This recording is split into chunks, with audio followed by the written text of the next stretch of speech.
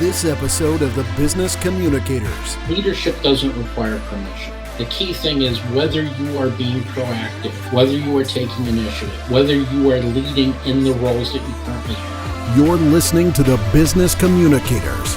And now your hosts, Austin Stetton, Hattie Horn, and Thomas Bain. Welcome to Season 4, Episode 15 of the Business Communicators, the number one podcast in the world for communications and marketing professionals. My name is Austin Stetton, joined alongside Hattie Horn, Thomas Bain on this journey as we explore the world of communications, discuss the key issues and trends that impact our industry. And y'all, it's May here in Texas. And as Thomas would like to point out, it is hot here in Texas. And I must say that it was about 40 degrees colder where I was last week in Europe. I'm glad to be back here podcasting with you all. And how's it going? Well, you know, it's Mental Health Month, May. So there's a lot of really interesting stories out there in support of that and things that people are going through. And especially the stories from a corporate perspective of how people don't want to go back to the office. It impacts their mental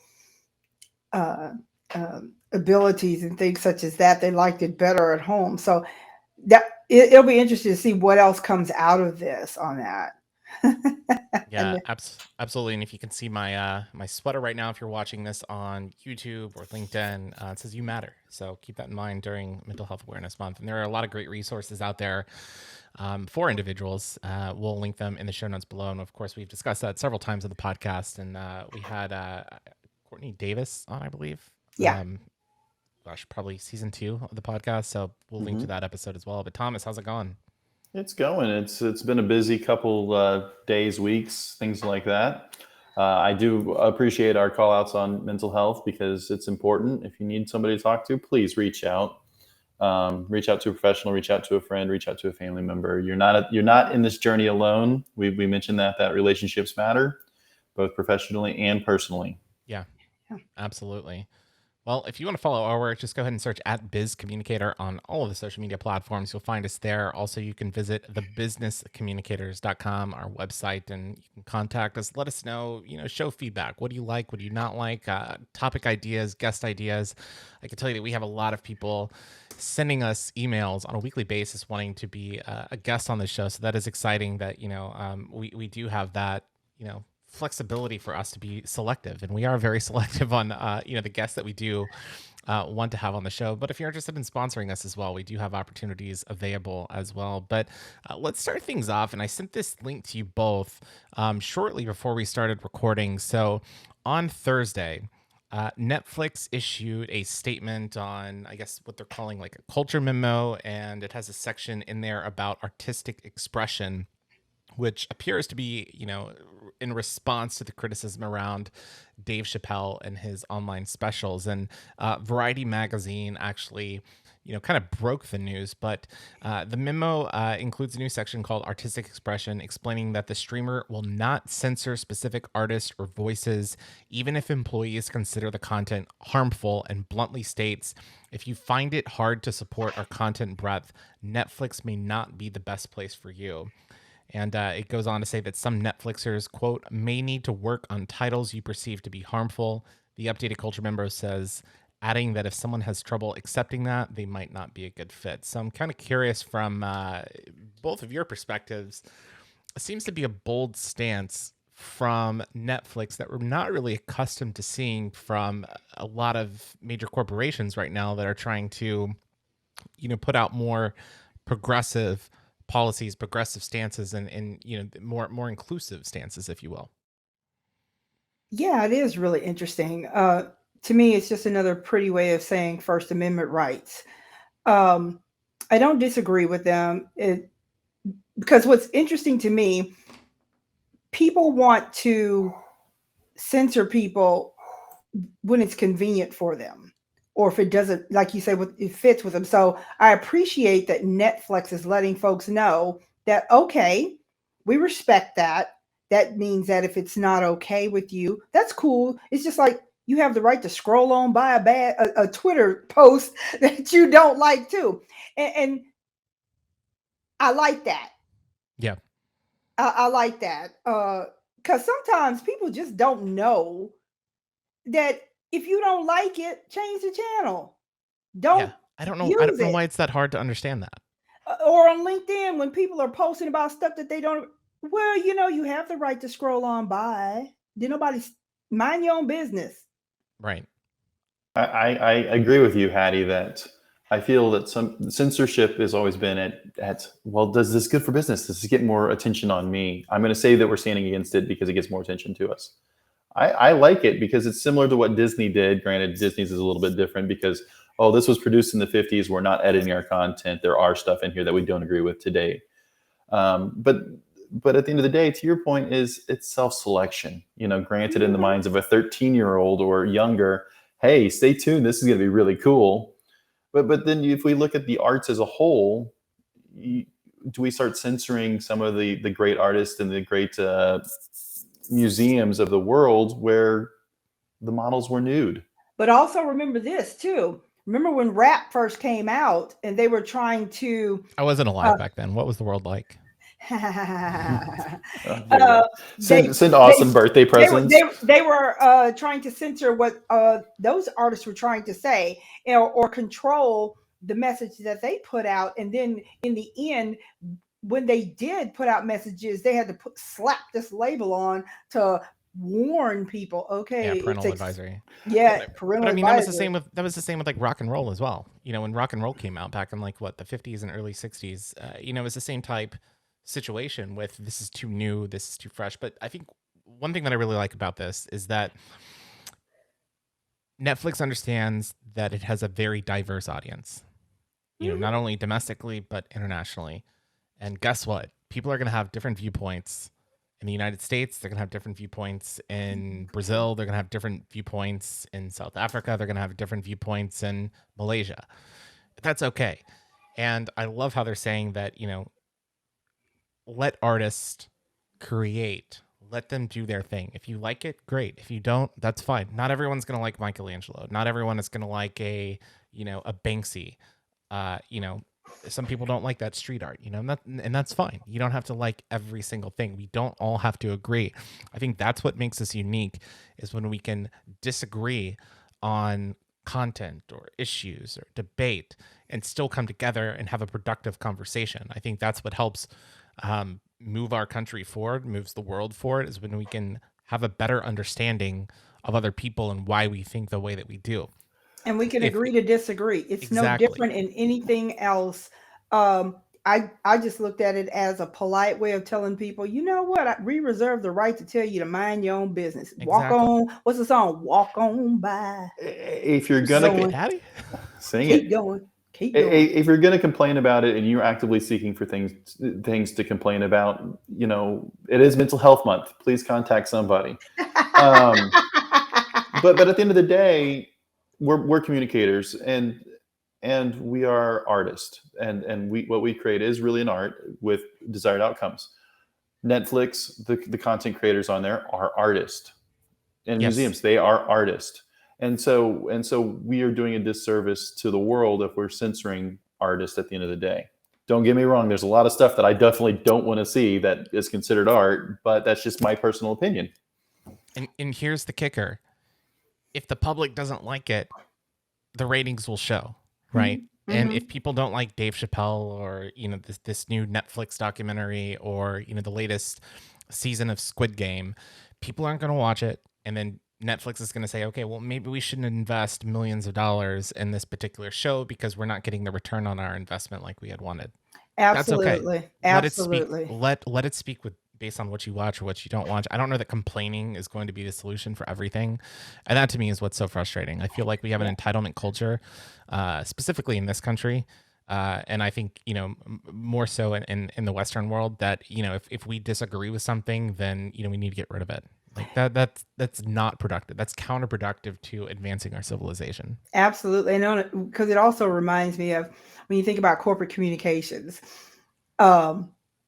companies reserve the right to select the type of language that they want to use, even when they're communicating to their employees and everything. And employees still go complain. no matter what it is. They didn't say. So like you say, it's an entitlement attitude. I have the right to know this, say this, do this, and tell you how to run your company, your organization, or your business. Netflix is a business. A publicly traded business. There you go. And so they have to care about their shareholders, their investors. Yeah. And you do have to make sure that it's a good place to work for employees, but their employee base, it's not groupthink. I mean, groupthink is dangerous. I mean, read Animal Farm. Like, 1984, there's a throwback. Why is it like any company? If you don't like what's going on, you have the right to you can leave. Exactly. I like to say that Netflix looks damn good on your resume. We'll put it that way. Oh yeah. When I do my surveys and things like that, I always try to marry up what both people saying versus what's actually happening. And I try to tell customers all the time, you have a choice. Talk with your pocketbook. If you don't like the company, go to a different company. There you go. Yes, absolutely. Take your green everywhere. It keeps companies accountable through the wallet. And I think that's the important note. And speaking of wallets, did you guys hear the news Friday morning about Elon Musk? Now, we spoke about Elon last episode, and it was like right before he had fully announced that he was buying Twitter for $54.20 a share. Yeah, what is that shady baby up to? Don't hate on Elon. It's the Time Man of the Year, remember? Yeah, exactly. But he tweeted Friday morning, actually, that the takeover was on hold. And according to the New York Times, Musk escalated the drama surrounding the $44 billion bid to purchase Twitter on Friday, saying in a pre-dawn tweet that the deal was, quote, temporarily on hold until he could get more details about the volume of spam and fake accounts on the platform. And 2 hours later, he tweeted that he was, quote, still committed to the acquisition. And he made reference, I guess, to a May 2nd regulatory filing by Twitter that included an estimate that fewer than 5% of Twitter's users were spam and fake accounts. I think this is interesting because we saw the share price absolutely tank. And I sent this both to you in WhatsApp that it was down 20% on the day. And that if you do believe that if you do believe that Musk is going to go through with the deal, now might be a good time to buy because the share price has gone down from, in 1 week, like $49 a share to $41, $42 in that range. And if you believe the deal is going to go through, why not buy now? And then when, the whole transaction is complete, get $54.20 a share. Or if you believe in your gut that nothing is going to happen altogether, you can just sit back and watch it like it's cartoons. Yeah. Or, even if Elon doesn't end up going through, somebody is definitely going to buy Twitter. Like if because it shows that the board at Twitter is willing to negotiate. We've already got this price. I mean, why doesn't Microsoft take it? Why doesn't Apple take it?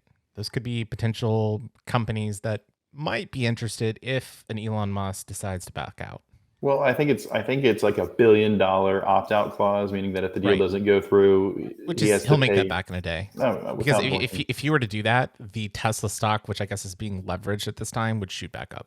Well, and I'm wondering if I do have the behind the scenes part of his tweet is, hey, I'm losing value of my Tesla stock because investors are thinking I'm starting to spread myself too thin, which I think he might also be doing with the Boring Company and SpaceX and Tesla. But he's not doing it all on his own. No. I mean, I know he's actively involved in these companies, but it's not like he's running day-to-day operations for all of them. He's a smart enough guy to understand I've got to surround myself with people that are smarter than me. I mean, and then I can still, but at the end of the day too, we can say whatever, we can speculate on anything. Mm-hmm. The thing that you just said that was the most important, if you think it's going to go through, you better get your stock now. Exactly. If you don't think it's going to go through, sit back and watch like it's cartoon. Well, I said that. Yeah, but if you think it's going to go through, you're looking at a 25% return. Yeah. If you get in today. Yes. Dear SEC, this is by no means a trading recommendation. Yeah, we are not financial advisors. Gamble at your own risk. Exactly. Yeah, your investment is it's just like, put it this way, just invest in yourself. That's it. That's somebody we need. We need to get somebody on the topic to talk about regulatory communications. Yeah. No, but I think Austin, you made a good point that some of our listeners probably need to hear, especially some of our junior listeners, is that it takes a team of people to run companies, whether it's having communications, operations, etc. at that level, and at all levels. You have to have a team that you rely on to help drive what you're trying to accomplish, and so don't go at it alone, both mentally and professionally. Yeah. So as we've mentioned, Twitter is going to be really interesting to follow with Elon Musk. It is funny to see some of the commentary that we've seen since he's purchased the company. Did you see the thread? Did you see the thread where somebody said it was more than 5% of fake accounts? Yeah, that's what we were just mentioning. I missed that. Well, somebody said less, and then somebody said there's more. Yeah, so Twitter in their filing said it was less. Yes, I believe Elon believes it's more. Yeah, and I kind of side on Elon's side of it, and it might be a very vocal 5%, meaning that with all the bots and all the hacking that goes on and all the buys that take place where the advertising is targeted. So well, what gets me is, don't get me wrong, it's even before you buy a car, you do your research. How come they didn't do this research up front? Yeah, well, it's interesting. So I just typed in Google, how can I buy Twitter followers? And it took me to this website called SocialWick. And according to SocialWick, I don't know if it's a legitimate website or their information is correct, but it says 847,000 customers. They've had 9 million orders. They've sold over 285 million followers and 1 million likes. And if you do want to buy, let's go ahead and see what the cost would be. So if I want to buy followers right now for let's say TikTok, I can buy 10,000 followers for $5. That's my bet. Oh, it's not even giving me. Oh, here we go. These are high quality service. So let's type in Biz Communicator, and it would be $155. For 10,000 followers. Which it's funny you mentioned that, because we talk influencer marketing, we talk all the big names, the Kardashians and all the big ones. And if you look at the history of how a lot of them got their followers off the start, they've had to go through and re-say, hey, some of these have been bots, and started pulling them out. Yeah. There was a social media influencer here in Texas who was named one of the top 3 social media influencers. And I know exactly who you're talking about. And it came out that 80% of his were bought and paid for. Well, that's the thing. So he spoke at an IBC Houston event. Oh. This was 6-7 years ago. It was really before I was involved. And that's also a problem on the people that are booking these people and say, oh yeah, they're a social media influencer. They have a large following. And it's okay, don't look at the numbers, look at the engagement. Because if I saw this one, it was this past week for a client, but we were kind of digging into some advertising that they were doing. And this social media page that they had launched had probably 3,000-4,000 followers. And you would assume with 3,000 to 4,000 followers that they would have actual engagement. And you look and you see, for example, likes, and they would have 300, 400, 500 likes. But then in terms of actual engagement or retweets or repost or shares or anything like that, it was 0. And it's at that point that it's not real. So I think people and brands need to be more diligent on that. And we've spoken about this with, influencers and social media, is you've got to understand engagement rates. And if you're getting a solid engagement rate, which I think a solid engagement rate, and maybe I'm wrong, is somewhere between 5 and 12%. If you're getting engagement at 5 to 12% on your post, you're doing an incredibly good job.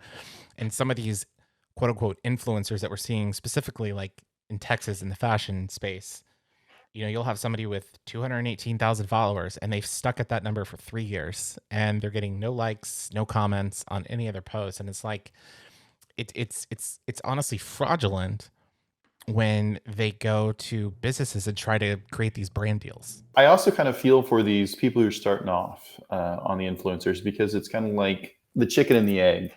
you don't necessarily want to follow somebody that only has 2 followers. You want to follow somebody that everybody else is. So you have that water cooler talk. You don't want to be on the left outside of it. And so I feel for them, but at the same token, do it legitimately, man. Well, Find friends, find people to comment, be engaging, make the two-way relationship. Don't go buy 10,000 followers for $155. Think about this. Everybody wants to be an influencer until there's no more influencers to begin with. It's another way to make fast money, as they say. Hey, but you know what? At the end of the day, They think the three of us are influencers. We look at our followers, we look at who's following us on. Micro-influencers. We influence somebody. The only person that influenced me is in my family. You influence me, Hattie. But at the end of the day, looking at our following list of people who are following us, people are listening to us via LinkedIn. They might not necessarily engage at the rate we want them to. They might not smash the like button as much as we'd like them to.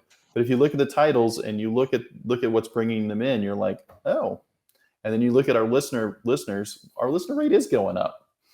Yeah, So, it's incremental. But at the end of the day, we're not like we're not going to ever be a massive podcast like the Joe Rogans or the NPR podcast or the Daily from the New York Times. We're never going to be that. We're never going to have the 10, 15 million listenership. So, but that's okay. We understand this audience and that's, kind of what we're all about. But really fascinating conversation, and we're going to continue to follow this as always. But we do have a guest actually now that is joining us on the Business Communicators, and I guess we had some technical difficulties getting him in, but that's what we do. We pivot and we continue to make sure that the show goes on, and we're excited to welcome in Mike Klein, who is a 2-time guest on this podcast. And Mike, you're joining us right now from, it looks like, sunny Iceland, Reykjavik. It is very sunny this time of year.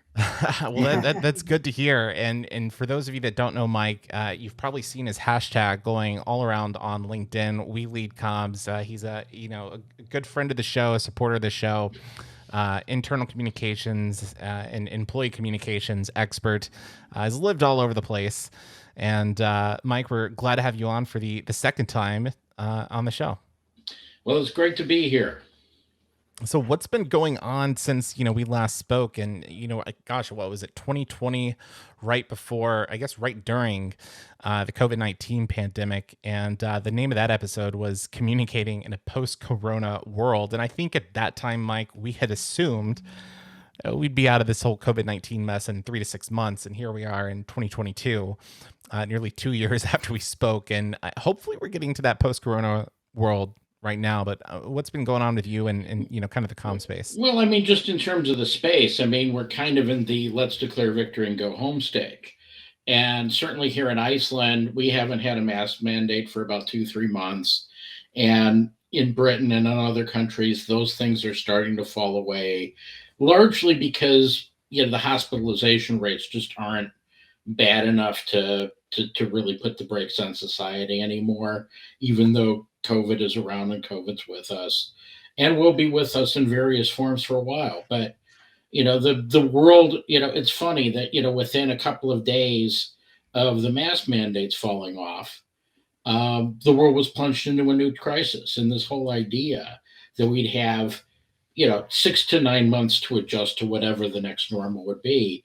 We're in the next normal. The next normal is that there ain't no normal. That's the truth. I could tell you that it was really interesting to see in February after, you had Russia invade Ukraine, and all of a sudden it was like COVID just went away. Yes, the joke is that Putin cured COVID. So Mike, you're an internal comms person, and I know in my company we're starting to push more towards in-office and in-person meetings. What are you seeing on in your neck of the woods? Well, my neck of the woods is really the global world of internal and, for that matter, organizational communicators. And we're seeing lots of things. We're seeing, companies insisting on going back to the office, companies insisting on being flexible, companies looking at their working practices, and to a lesser extent, looking at their business models. Where this becomes interesting really is in about 6 to 9 months' time, when everybody's like taken their first position on how they're going to situate. And the next bit's going to be really about how are these organizations going to compete with each other. Remote has certain advantages. Office space has certain advantages.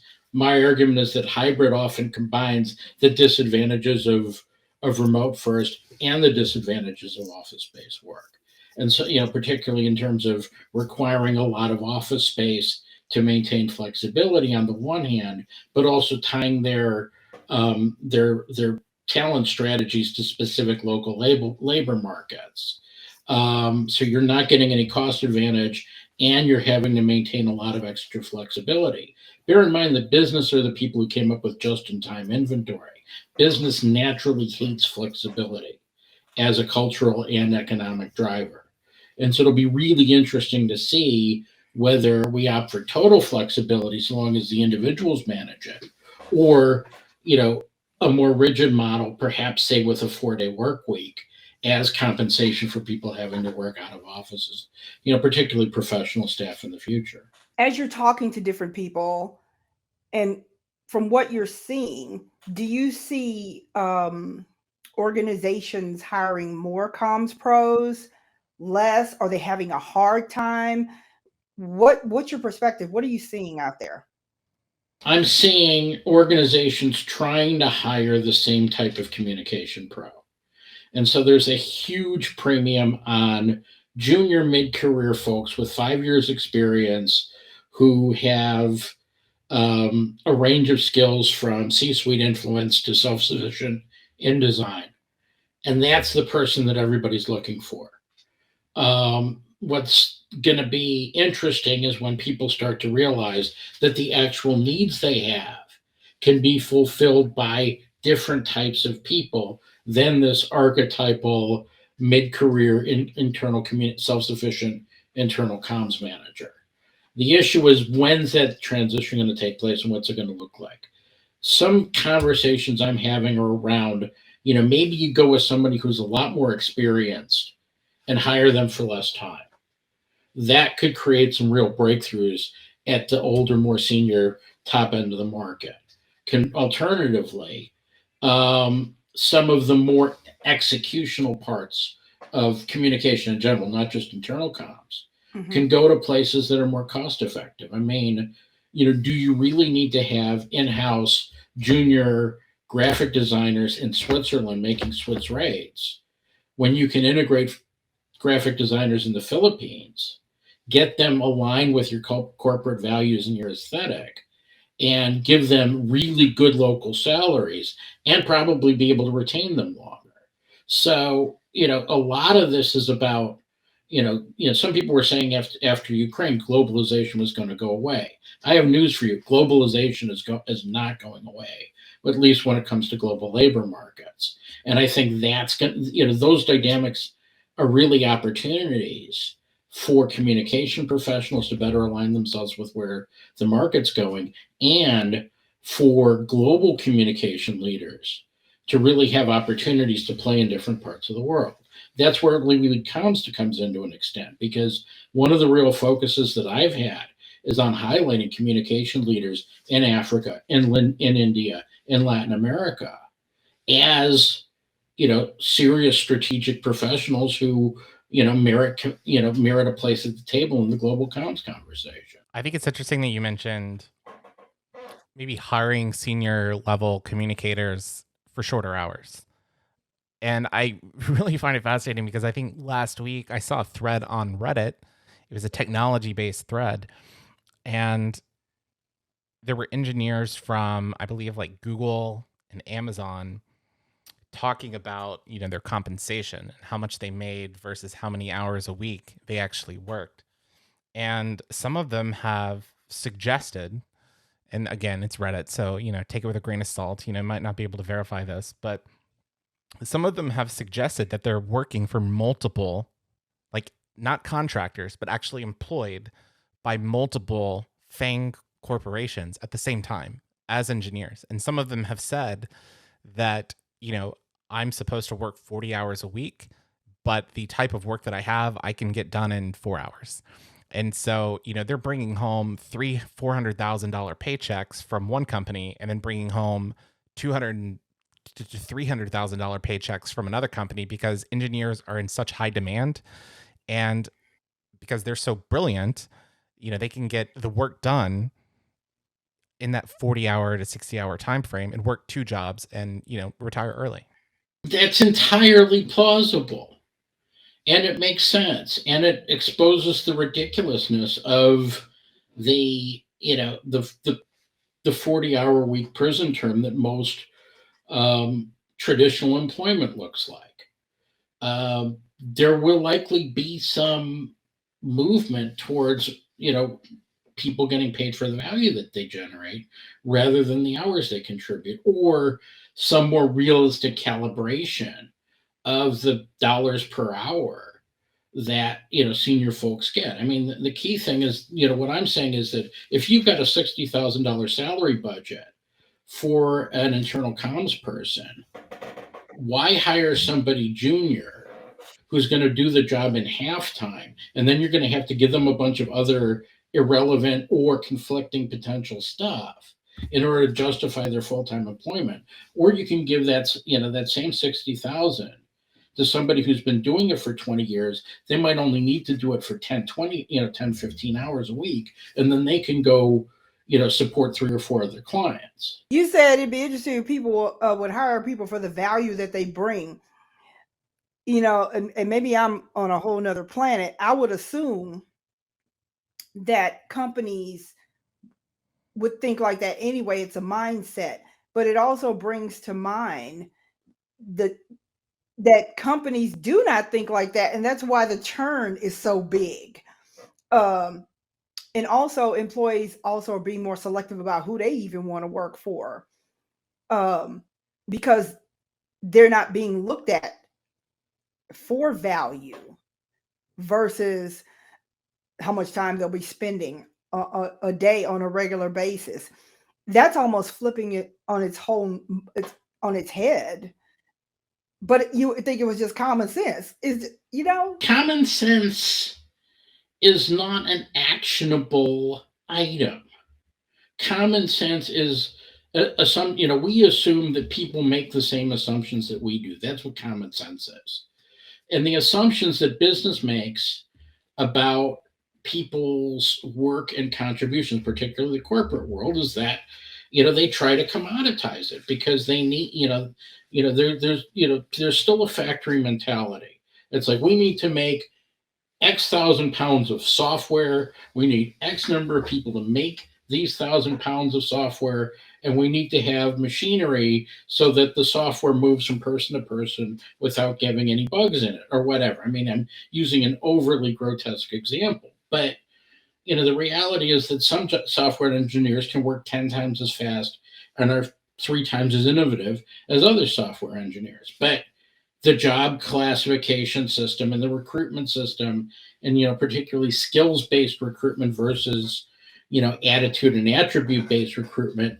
The problem with all of these more inventive items is that they require a lot more work, a lot more planning on the part of human resource departments and on the part of the organizations that employ them.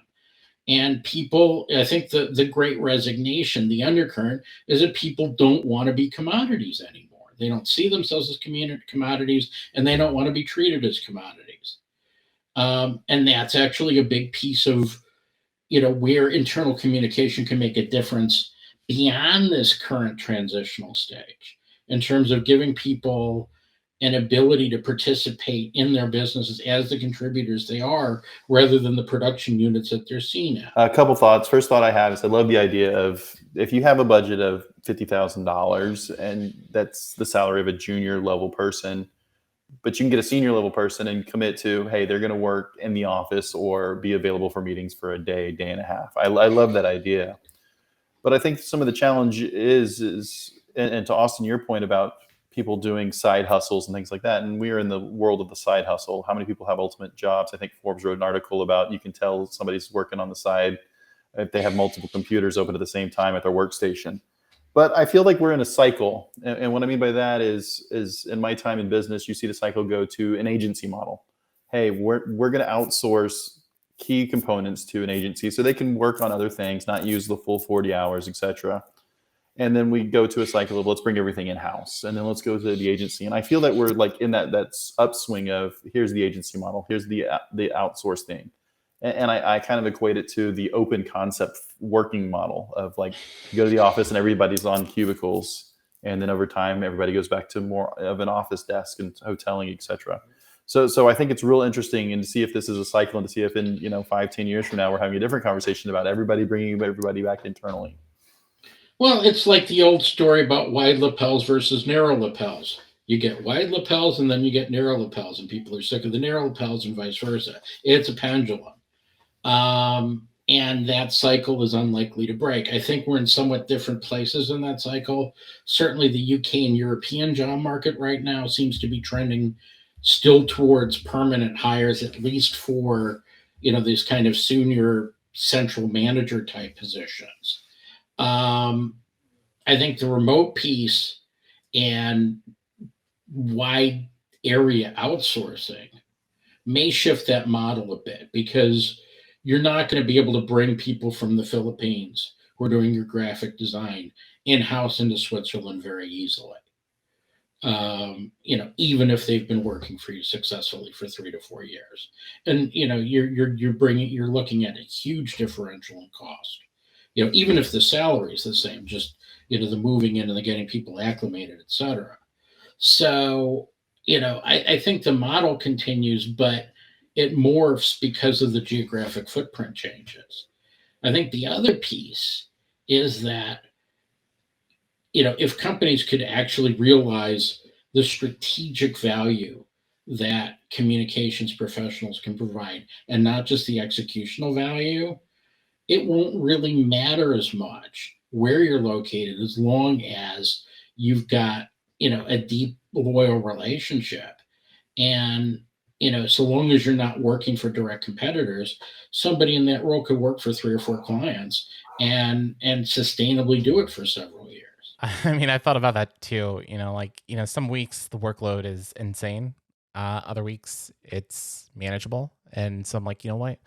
I could take on another job, with the Houston Astros or something like that. But Mike, I did want to ask you this question, because it was one that I asked you 2 years ago when we spoke. And again, this was about 45 days after COVID-19 had kind of taken over the world. But the question I asked you then was, are businesses seeing the value of internal communications in this unique environment, and is it a stable trend? So 2 years later, where do you see that question? The role of internal communication during COVID, to a large extent, became an extension of the corporate megaphone. Here's what's happening, here's why it's happening, here's what you need to do, and here's what you can count on us for. It was top down, regimented, structured, and specific but not segmented to a large extent. And now that age is over, I mean, you've got 2 issues. One is that you have senior managers who really still see internal comms as corporate megaphone rather than as corporate catalysts. And B, it's not really a stable trend, because there are people and organizations that are trying to get a bit of advantage here. Organizations that are going remote first or heavily hybrid are by definition migrating a lot of their business into the realm of internal communication. And whether they do it by default or whether they do it consciously, they're going to need to have the backup. Otherwise, their businesses will become, very, very clogged. I mean, you see it with organizations thinking, yeah, we've got Slack, we've got Teams, we've got town halls, we're cool, we don't need any serious help. And then they're getting like 2 million Slack messages a year in a company with several hundred employees. You made me think of something else too when you talk about the corporate megaphone. Yeah, I don't see that changing anytime soon, because a lot of corporations want to keep everything tight, and they want to restrict what people say, because they're still, you got to keep shareholders happy. And so at the same time of doing that, when you're communicating to your employees, you tell them just enough of what they need to know to keep them, I don't know if you want to say happy, pacified. Ooh, yeah, that's a good word for it. And controlled so that they don't go off the ranch.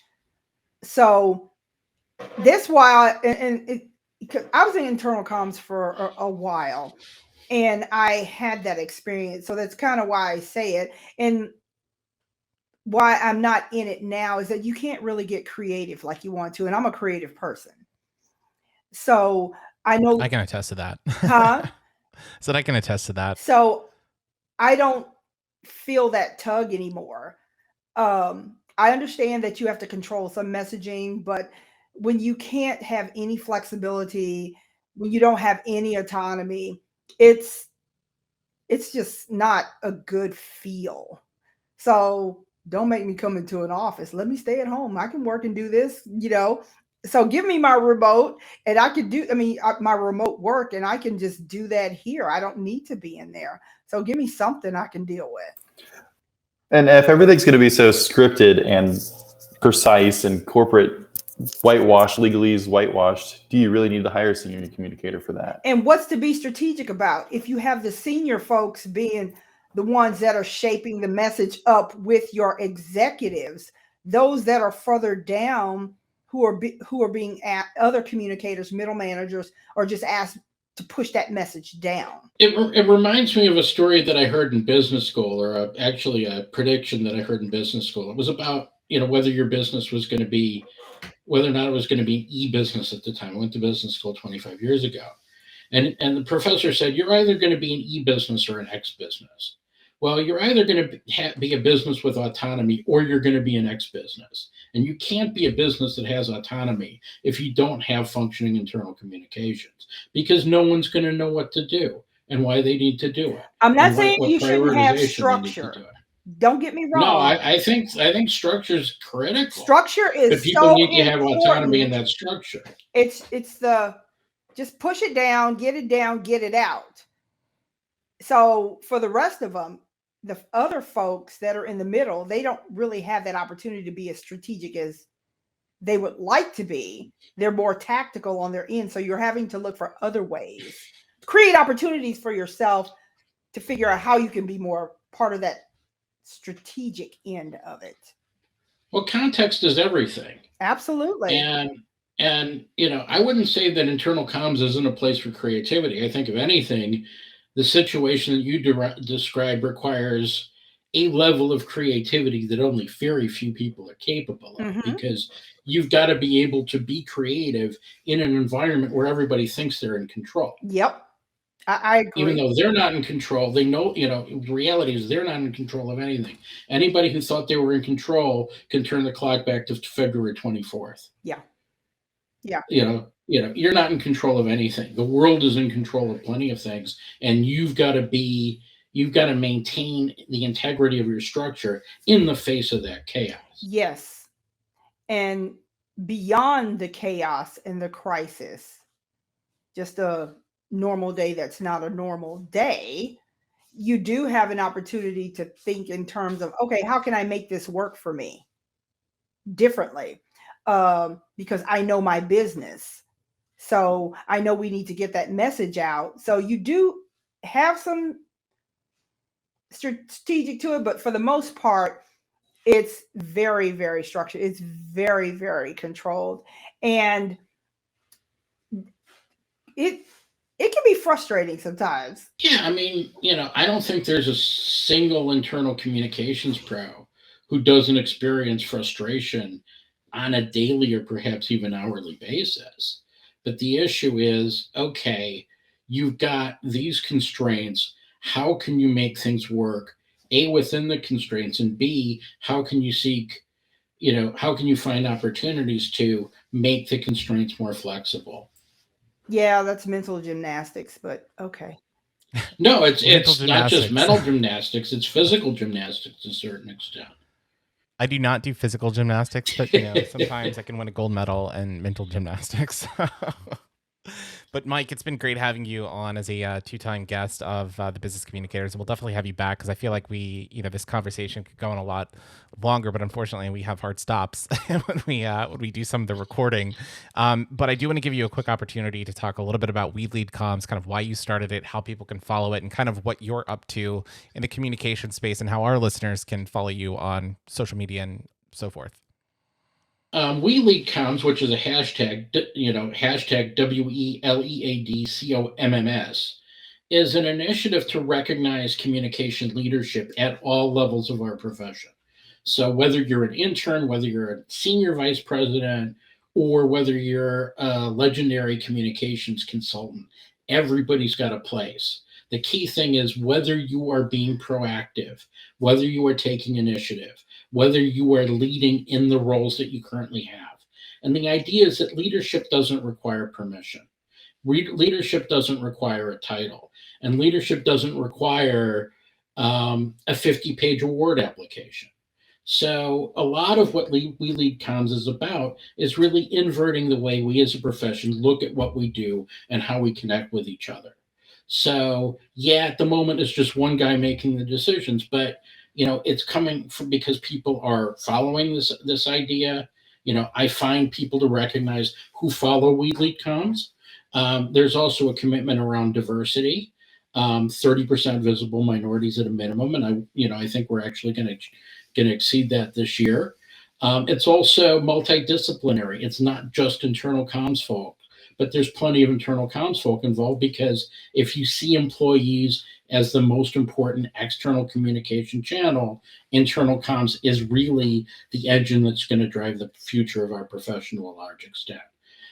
You can find me, Mike Klein, on LinkedIn as mklein818, and you can find We Lead Comms on either LinkedIn or Twitter at hashtag We Lead Comms.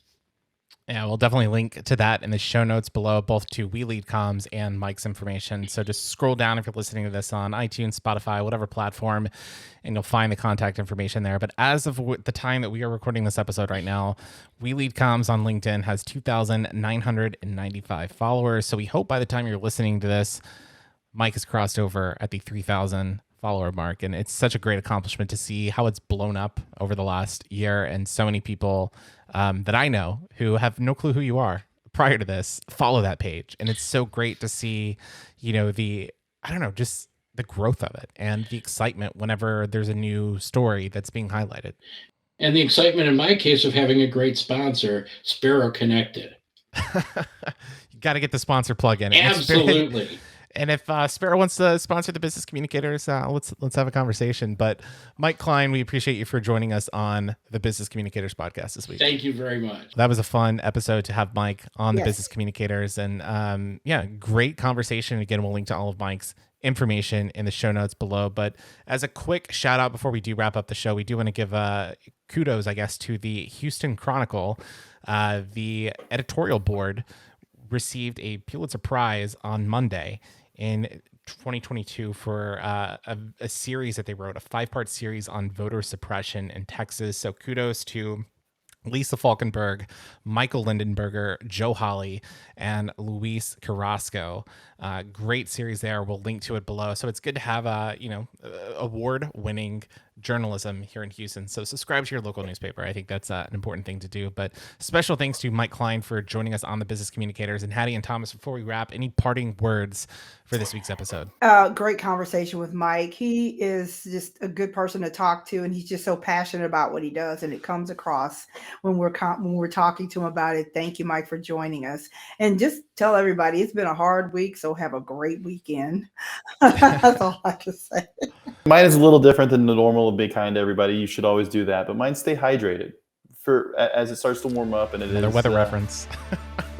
but just in general, water is very good for you. It helps you stay on top of your mental game, helps give you energy, keeps you sane, and it's, take care of yourself so you can take care of your mind, so you can take care of everything else that needs to take care of. Yeah. So my comment right now is drink water. That's my personal goal for the past week. So I like it. And Hattie mentioned that it was Mental Health Awareness Month. So remember, you matter, and we have resources below in the show notes below. So just keep that in mind. Take care of yourself. Mental and physical health is incredibly important.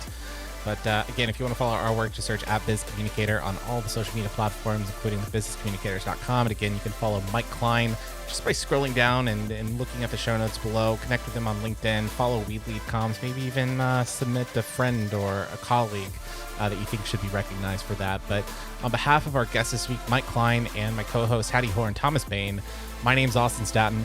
We'll see you next week.